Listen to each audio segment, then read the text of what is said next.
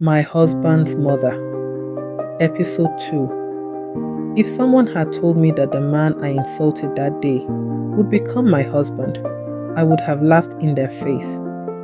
At that moment, all I wanted was to leave the Ministry of Finance, go home, and cry in peace.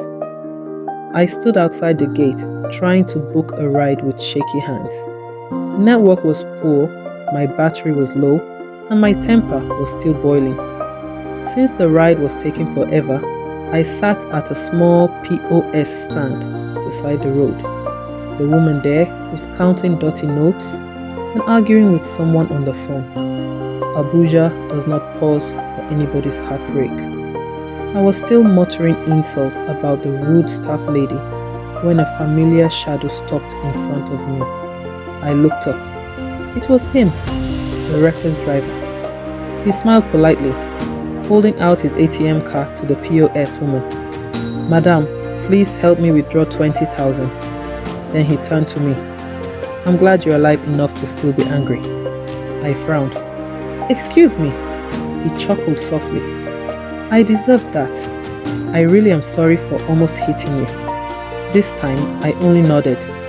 My anger had reduced, though pride would not let me show it. He collected his cash, and instead of leaving, he sat on the same wooden bench beside me, too close. I shifted a little. He noticed and smiled again. "I promise I'm not dangerous."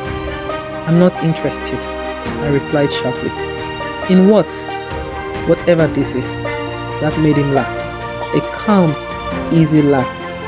The kind rich people have when life has never slapped them hard enough. He adjusted his wristwatch and studied my face.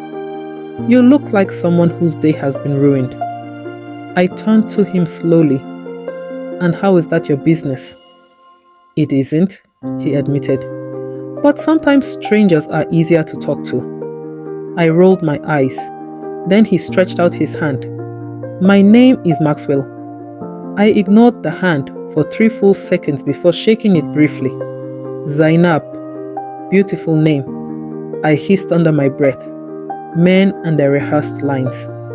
He looked toward the ministry gate, then back at me. "So, Zainab, what happened in there?" I don't know why I answered him. Maybe because I was frustrated. Maybe because he was a stranger.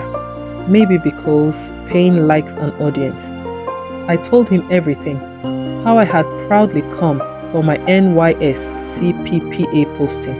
How the woman at the desk rejected me. How she accused girls like me of coming to offices to chase married men.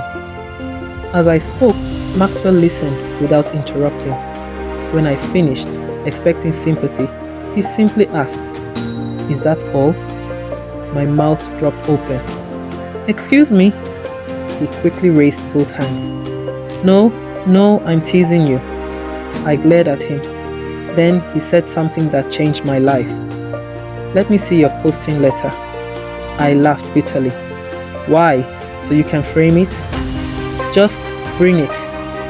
There was something confident in his voice that made me hesitate. Slowly, I opened my bag and handed him the folded letter.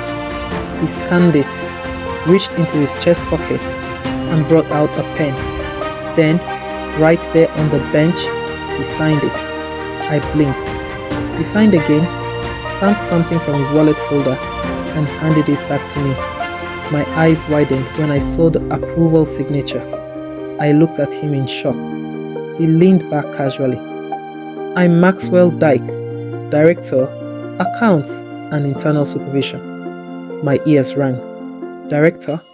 The same man I had just insulted twice? The same man I accused of wanting to kill people?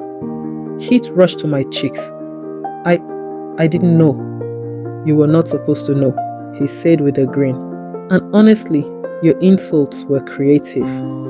I wanted the ground to open and swallow me. He stood up, buttoned his suit jacket, and looked down at me. "Report tomorrow morning. No one will trouble you again." Then he began to walk away. I don't know what came over me, but I called after him. "Sir?" He turned. "I'm sorry." He smiled. Accept it. Then he added, but only if you stop calling me sir.